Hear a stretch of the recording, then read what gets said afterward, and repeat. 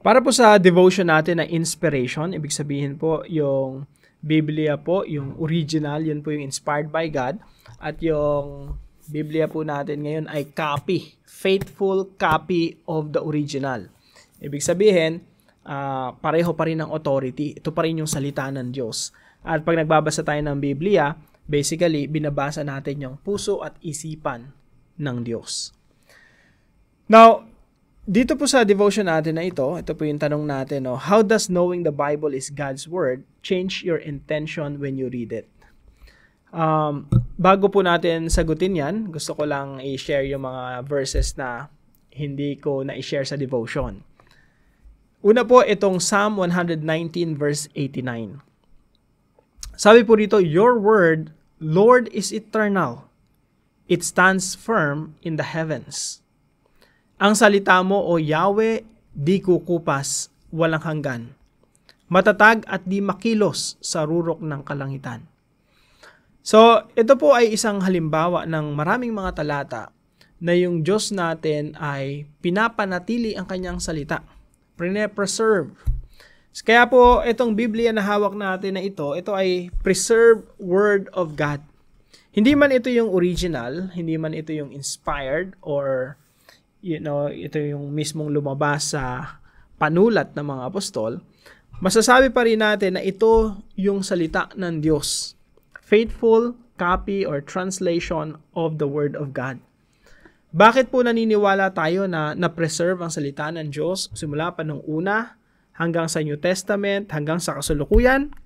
Kasi sinasabi po ng banal na kasulatan, Your word, Lord, is eternal. Sabihin, walang hanggan. It stands firm in the heavens.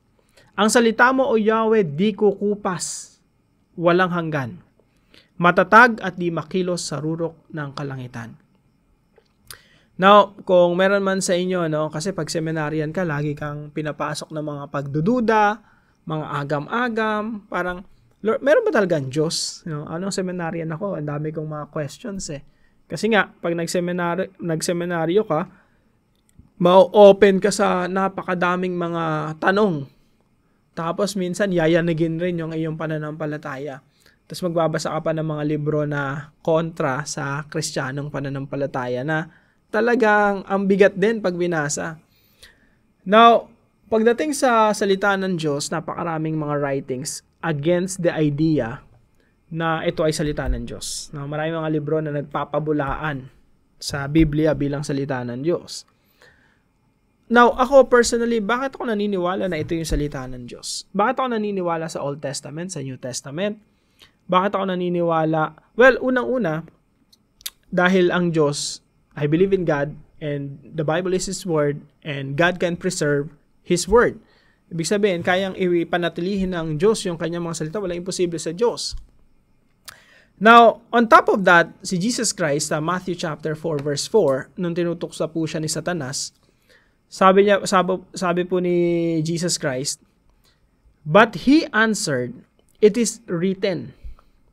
So, si Satanas yan, head-on. Naglalaban sila ng Satanas. Pero si Jesus Christ, nag-quote with full authority from the Bible. Sabi niya, it is written. Nasusulat.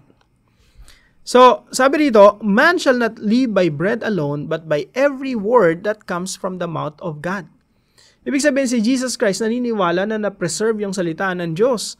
Kasi sabi niya rito, man shall not live by bread alone, but by every word that comes from the mouth of God. Tapos nag-quote siya sa Deuteronomy.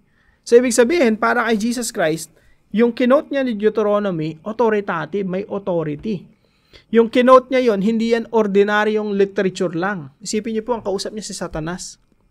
Hindi iniisip ni Jesus Christ na ito ay ordinaryong literature na sinulat lang ng tao na walang inspirasyon ng Diyos.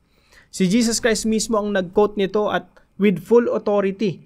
Kaya po ako ngayon, ibig sabihin, pwede akong mag-quote sa Bible at sasabihin kong ito yung salita ng Diyos with full authority. Sa Tagalog po, ngunit sumagot si Jesus, nasusulat, hindi lamang sa tinapay na bubuhay ang tao, kundi sa bawat salitang nagmumula sa bibig ng Diyos.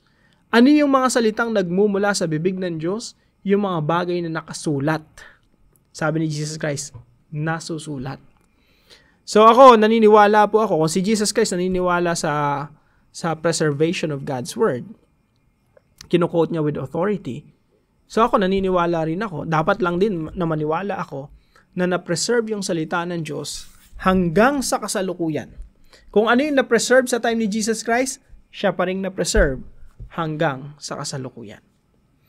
So, dahil ito ay salita ng Diyos, pumunta po tayo sa discussion question. How does knowing the Bible is God's Word change your intention when you read it? So, yung intention natin ngayon sa pagbabasa ng Bible, iba na. Hindi kagaya ng pagbabasa ng ordinaryong literature, ordinaryong libro na sinulat ng tao, na alam mo na walang authority. Hindi kapareho ng authority ng Diyos. So ito, may authority talaga ng Diyos. Ito talaga yung love letter ng Diyos sa atin. Ito talaga yung mensahe ng Diyos sa atin. Kapag binasa mo, dapat meron tayong intensyon na makilala talaga si Lord. Dahil ito ay kapahayagan ng Diyos patungkol sa kanyang sarili. So meron tayo talagang intensyon na sumunod sa Panginoon kasi ito talaga yung utos ng Diyos. At meron tayong dapat intensyon na lumago sa Diyos kasi ito yung ibinigay ng Diyos sa ikalalago natin sa ating mga pananampalataya. So yun lamang po, pagpalain po kayo ng ating Panginoon. See you po sa susunod na devotion natin bukas 5:00 ng umaga dito sa ating Daily Devotions. God bless you po.